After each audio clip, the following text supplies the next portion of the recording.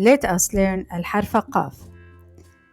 The letter قاف with the short vowels. The sound of the letter قاف with the فتحة is qa. The sound of the letter قاف with the ضمة is qu. The sound of the letter قاف with the كسرة is qi. The sound of the letter قاف with the long vowels. The sound of the letter قاف with the long vowel qa. The sound of the letter قاف with the long vowel qu. The sound of the letter qaf with the long vowel qi. The sound of the letter qaf with the absence of the short vowels as-sukun aq.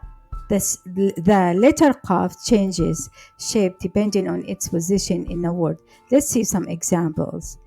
The word qamis starts with the letter qaf and it means a shirt.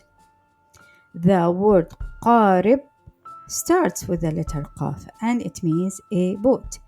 The word burtuqal has the letter qaf in the middle and it means an orange.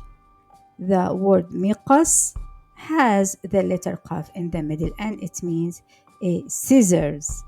The word suq ends with the letter qaf and it means a market. The word sunduq ends with the letter qaf and it means a box.